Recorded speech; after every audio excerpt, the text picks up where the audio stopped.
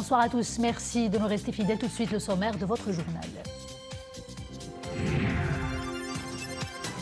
Sa Majesté le roi Mohamed VI a présidé hier au Palais Royal à Rabat un conseil des ministres consacré à l'examen des orientations générales du projet de loi de finances au titre de l'année 2024 et à l'approbation d'un projet de loi et d'un projet de décret relatif au domaine militaire, de 3 conventions internationales et de plusieurs nominations aux fonctions supérieures. Les détails dès le début de ce journal. Programme d'aide au logement, les professionnels immobiliers s'engagent à contribuer activement à sa mise en œuvre. Selon les hautes directives de Sa Majesté le roi Mohamed VI, l'appel est désormais lancé pour un effort collectif afin de faire aboutir ce chantier social immense.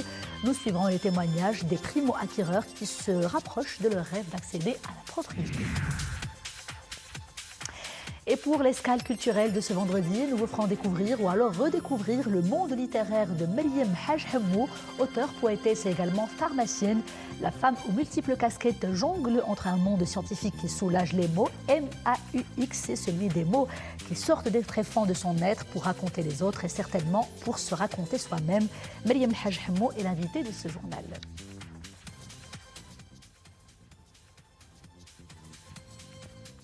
Bonsoir, je vous disais en titre, Sa Majesté le roi Mohamed VI a présidé hier au Palais Royal à Rabat un conseil des ministres consacré à l'examen des orientations générales du projet de loi de finances au titre de l'année 2024 et à l'approbation d'un projet de loi et d'un projet de décret relatif au domaine militaire, de 3 conventions internationales et de plusieurs nominations aux fonctions supérieures. Nessaï El-Hamdaoui pour les détails.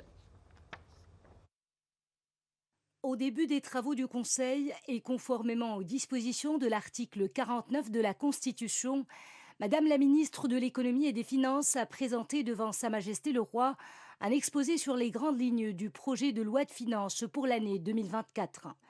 La ministre a souligné que la préparation de ce PLF intervient dans un contexte marqué par le ralentissement de l'activité économique mondiale, la persistance des tensions géopolitiques et la hausse des pressions inflationnistes et des cours des produits énergétiques, en plus des impacts du douloureux séisme qui a frappé notre pays en septembre dernier. Le Maroc a fait preuve, sous la conduite clairvoyante de Sa Majesté le Roi, d'une réactivité positive et d'une grande efficacité dans la gestion de cette catastrophe naturelle, puisqu'il a été procédé, en application des hautes instructions royales, à l'élaboration d'un programme intégré et multidimensionnel, englobant tous les secteurs et qui vise la reconstruction et la mise à niveau des régions sinistrées.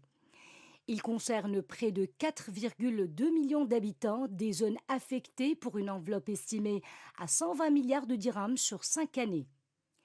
La ministre a ajouté que le PLF vise la poursuite des réformes lancées et la mise en œuvre des priorités annoncées dans les discours royaux et dans le programme gouvernemental.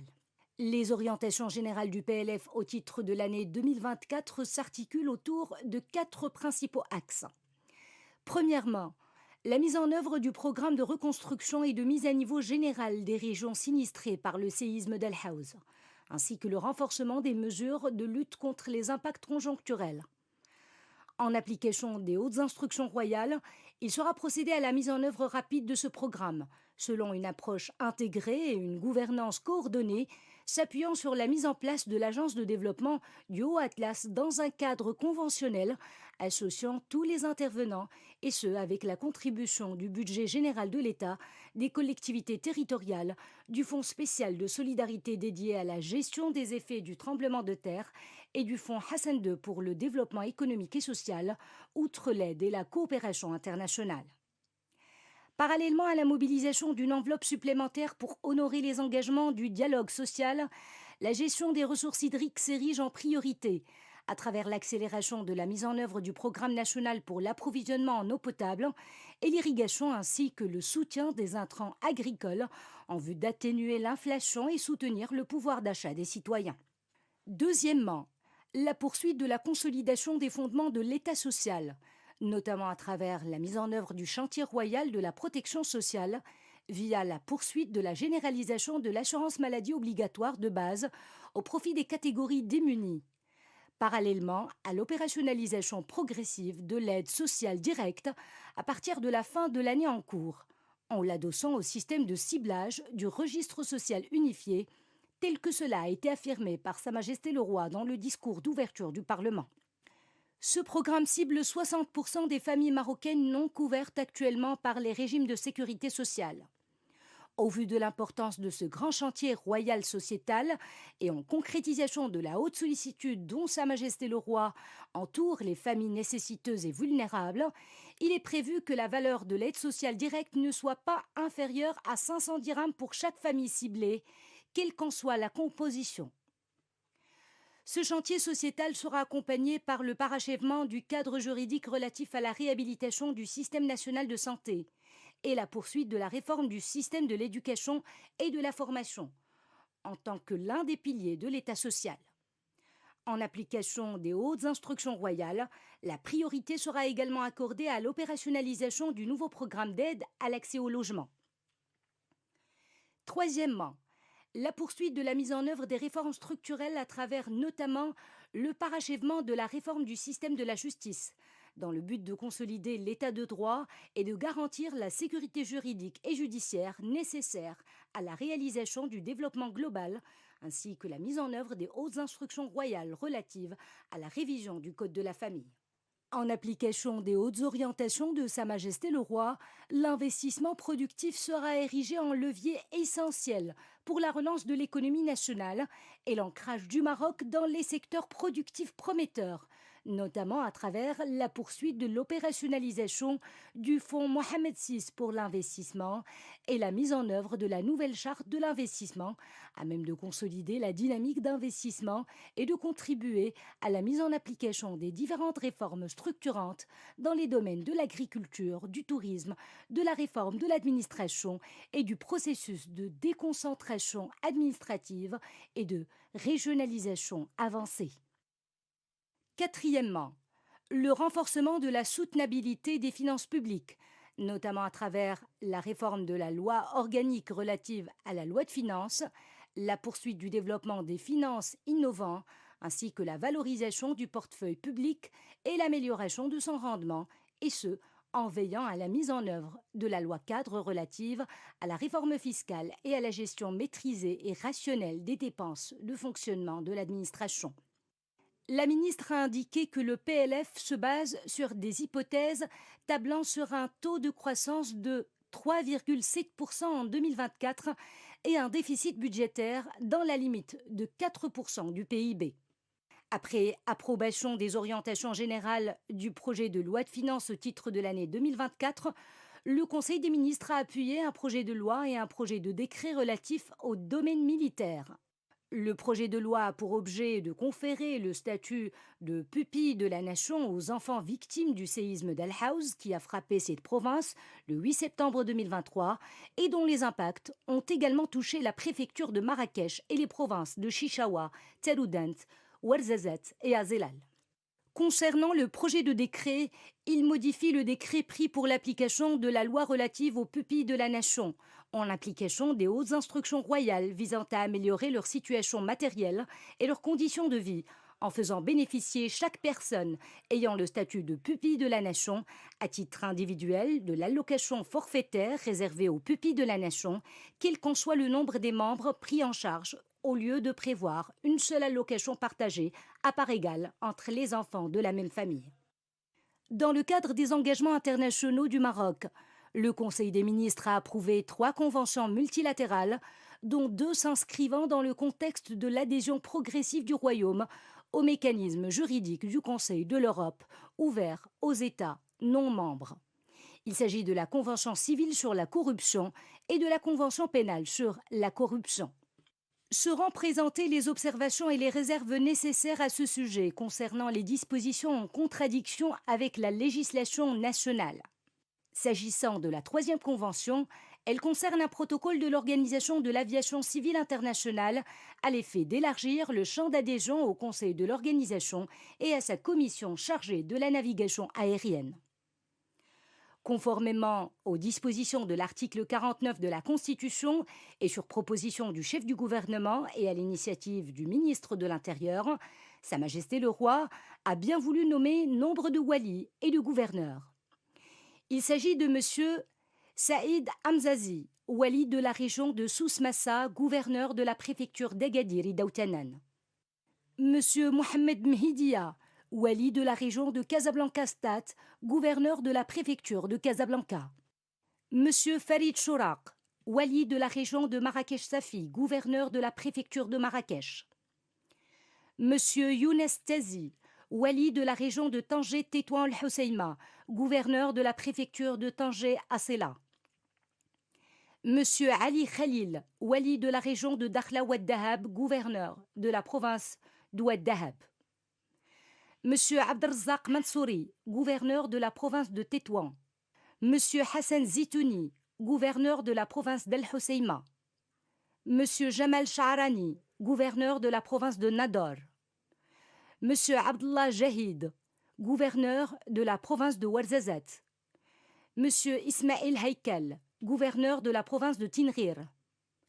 Et sur proposition du chef du gouvernement et à l'initiative du ministre de l'Intérieur, Sa Majesté le Roi a nommé Monsieur Mohamed El-Guerrouj au poste de directeur général de l'Agence nationale de réglementation des activités relatives au cannabis, Madame Loubna Boutaleb au poste de directrice de l'Agence pour l'aménagement du site de la lagune de Marchika, et sur proposition du chef du gouvernement et à l'initiative du ministre des Affaires étrangères, de la coopération africaine et des Marocains résidant à l'étranger, Sa Majesté le Roi a nommé Monsieur Ahmed Tazi, ambassadeur de Sa Majesté le Roi auprès de l'État des Émirats arabes unis, Monsieur Fouad Akhrif, ambassadeur de Sa Majesté le Roi auprès du royaume hachémite de Jordanie, Monsieur Mohamed Aïtouali, ambassadeur de Sa Majesté le Roi auprès de la République arabe d'Égypte, Madame Samira Sitaïl, ambassadeur de Sa Majesté le Roi auprès de la République française,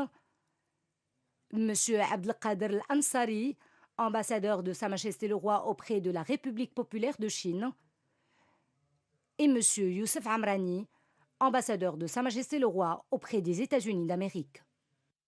Et sur proposition du chef du gouvernement et à l'initiative de la ministre de l'Économie et des Finances, Sa Majesté le Roi a nommé M. Abdelrahim Chafi'i au poste de président de l'autorité de contrôle des assurances et de la prévoyance sociale. Les chambres des représentants et des conseillers ont tenu aujourd'hui une séance plénière conjointe consacrée à la présentation du projet de loi de finances 2024 par la ministre plutôt de l'économie et des finances. Cette séance s'est tenue conformément aux dispositions de l'article 68 de la Constitution.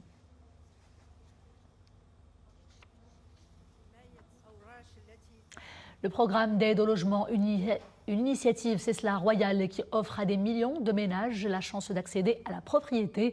Désormais, des solutions de financement immobilier s'offrent à ces familles aux ressources financières limitées. Dans ce reportage, nous vous proposons l'exemple de futurs acquéreurs enthousiastes à l'idée d'accéder enfin à la propriété. Yasser Amrani, Hasna Moussaoui et Mrim Missi. Sa promesse de vente accordée, Wafa a décidé de souscrire un crédit immobilier auprès d'un établissement bancaire. Sa demande est malheureusement retoquée. Un rendez-vous chez son notaire, cette future acquéreur ne s'attendait pas à recevoir la bonne nouvelle.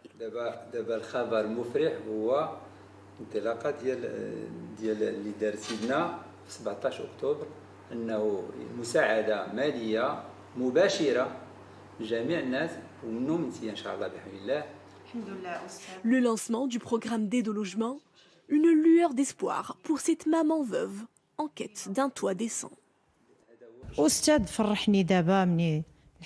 Ma demande de prêt immobilier a été auparavant déclinée par la banque. Aujourd'hui, grâce au programme d'aide lancé par le souverain, je vois enfin le bout du tunnel. Je vais pouvoir remonter un nouveau dossier et bénéficier du soutien financier pour acquérir mon premier logement.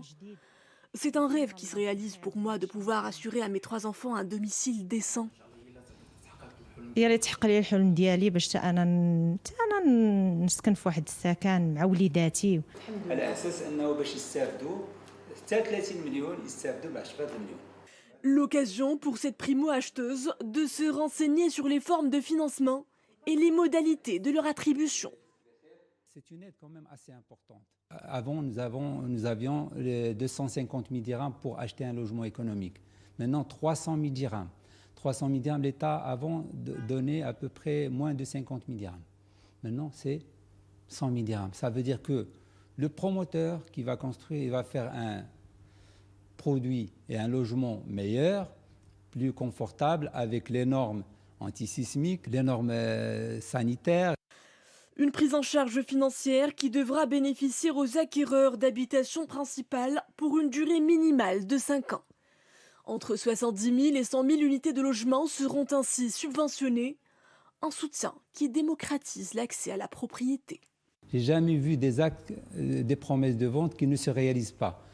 Jusqu'à ces 2 dernières années. Pourquoi? Parce que les gens, il y a la cherté, les gens n'ont plus la possibilité d'accéder à la propriété avec les crédits. Parce que la banque, ce n'est pas la banque qui refuse, c'est plutôt la banque, elle a des calculs mathématiques par rapport à votre revenu, elle ne peut pas dépasser. Avec cette aide, la banque va, je vous assure qu'elle va pouvoir donner le crédit plus facilement et beaucoup, et vous allez avoir je dirais des centaines, des milliers, voire plusieurs milliers et des millions de personnes qui vont en bénéficier, des familles. Une aide aussi attendue que prometteuse, de quoi inciter de nombreux ménages à franchir le pas.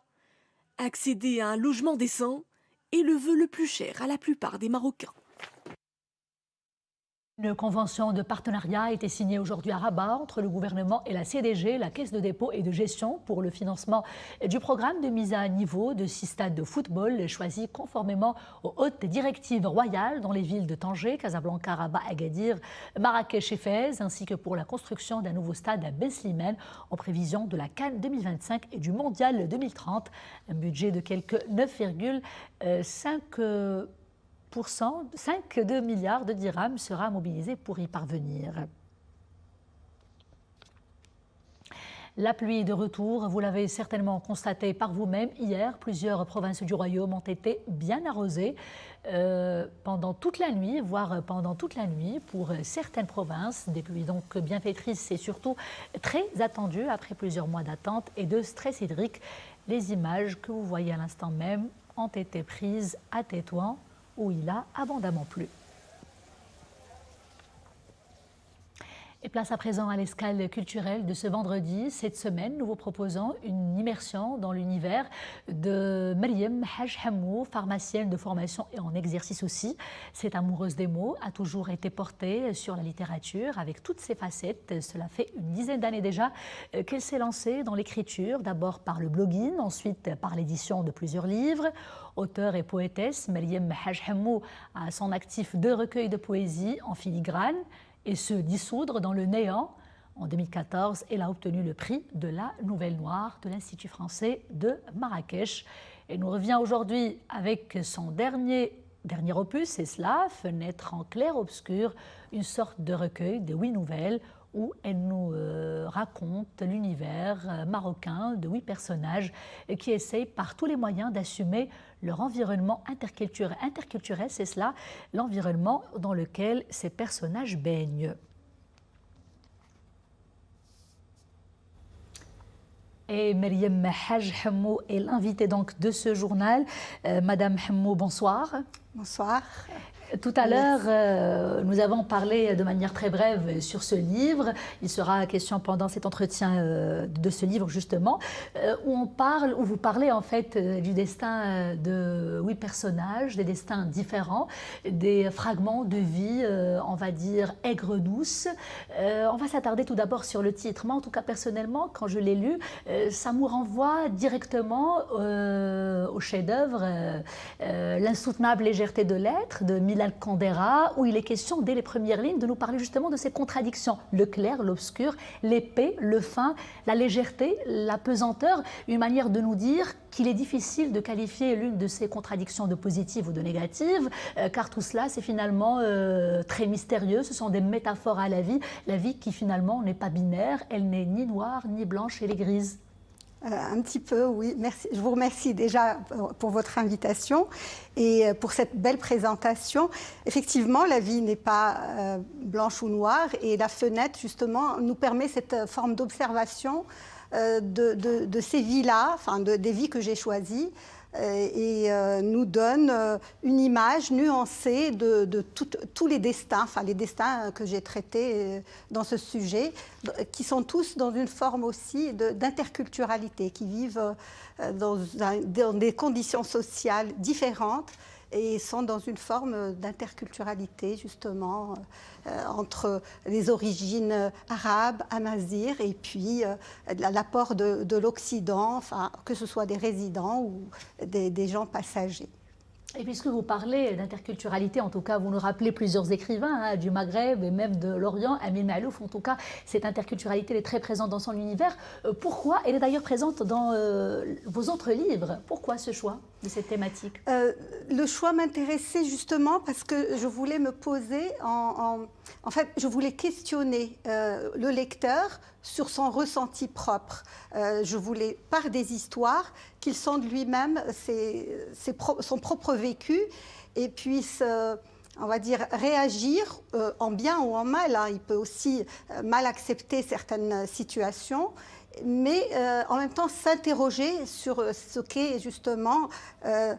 c'est une sorte de réflexion. Je le porte à une réflexion sociale, en fait, sur sa vie et puis de comment il gère ça au quotidien. Et puisque vous parlez de réflexion sociale, on va parler de ces villes marocaines qui sont très présentes dans le livre, à savoir Marrakech, Essaouira, Tétouan. Donc on a le nord, le sud. Ce sont des histoires qui ont en commun cet aspect, on va dire, l'universalité et l'universalisme, mais aussi avec une sauce locale, on va dire, sauce marocaine. Est-ce une manière pour vous de faire connaître le Maroc, la population marocaine, la richesse marocaine aussi, le savoir-vivre marocain, le savoir-être aussi, c'est toutes ces identités marocaines à travers votre plume? Effectivement, j'avais pensé au début à écrire toutes les histoires dans des villes différentes pour un petit peu donner un aperçu sur les villes que je voulais visiter, on va dire, faire visiter le lecteur quelques villes, mais donner pas seulement le point fort, donner aussi quelques points faibles par rapport aux villes, aux personnages qui sont installés dans des villes. Donc j'ai choisi à chaque fois, par exemple pour Essaouira, j'ai choisi des personnages qui s'intéressent à l'art pictural, à la peinture. Pour Marrakech, c'est une vieille dame qui habite en Médina, qui traverse 7 portes tous les jours. C'est une dame d'une condition modeste et qui est dans une forme de spiritualité par rapport à ce qu'elle... Je parle de 7 portes, mais en filigrane, on peut aussi penser aux 7 saints de Marrakech. À Tétouan, je parle aussi de l'exil, du départ possible, avec bien sûr des difficultés sociales d'une famille... voilà, qui n'a pas beaucoup les moyens, qui essaye peut-être, voilà, qui essaie plutôt de marier leur fille à un jeune âge. Donc j'ai essayé de parler de problématiques sociales dans des villes différentes, un petit peu pour promener le lecteur, mais en même temps pour appuyer le ressenti de chaque personnage ou des personnages traités dans chaque nouvelle. Et à rappeler que vous êtes pharmacienne, vous venez donc, vous avez baigné dans un univers académique purement scientifique. Quand on vient de ce milieu-là, quand on a baigné dans les adéquations, les molécules, qu'est-ce qu'on vient rechercher finalement dans la littérature? Une évasion, une recherche de soi, un retour à soi un miroir tendu aux autres? Je pense que c'est tout cela à la fois. Je vous remercie vraiment pour ce que vous dites par rapport à ça. C'est un petit peu tout ça, mais en même temps, je suis, en tant que pharmacienne, je suis beaucoup dans l'observation de comportements humains, parce que les pharmaciens, surtout dans des quartiers populaires, nous sommes en relation avec des personnes de différents niveaux sociaux, et puis ça me permet aussi de reporter ce que je vois. Donc je suis un peu dans le rôle de celle qui témoigne un petit peu. Et puis, le fait d'aller vers la littérature me permet la liberté que je n'ai pas en tant qu'académique, comme vous avez dit. C'est une fenêtre aussi pour vous. Exactement, exactement. Peut-être que la poésie était plus une forme de catharsis au début, mais les nouvelles sont plutôt dans le témoignage. Voilà. Dernière question, j'allais vous poser la question concernant vos sources d'inspiration. Est-ce le vécu personnel? Mais vous avez partiellement répondu à la question en citant les clients du quartier qui se rendent à votre pharmacie. Mais encore C'est vraiment une forme d'empathie. Mais il n'y a aucune autobiographie dans ces écrits-là. Peut-être qu'il y en a eu un petit peu dans la poésie que j'ai écrite auparavant, dans mes premiers recueils. Mais dans ce recueil-là de nouvelles, ce sont plutôt des vécus que je retransmets. Je reprends peut-être plusieurs fragments de plusieurs personnages que je mets ensemble et pour les sortir par forme d'empathie. Donc je donne des ressentis et c'est beaucoup axé sur les sentiments, sur la sensibilité, comme le fil directeur justement et la fibre artistique. Et on va clore avec cette phrase de Samuel Buquet. Vous allez me dire très brièvement, en une phrase peut-être, qu'est-ce que cela vous inspire? Samuel Buquet qui nous disait « Je ne suis pas un intellectuel, je ne suis que sensibilité, alors je me suis mise à écrire ce que je sens ». Qu'est-ce que cela vous inspire? Je trouve ça extrêmement beau et c'est exactement ce que j'essaye de faire pour ma part. En tout cas, votre sensibilité, nous sommes sensibles à votre sensibilité. Madame Meriem Haj Hammou, auteure de Fenêtres en clair-obscur, merci beaucoup. Je vous remercie pour votre invitation. Et c'est la fin de ce journal. Merci d'avoir été des nôtres. À demain, toujours avec plaisir.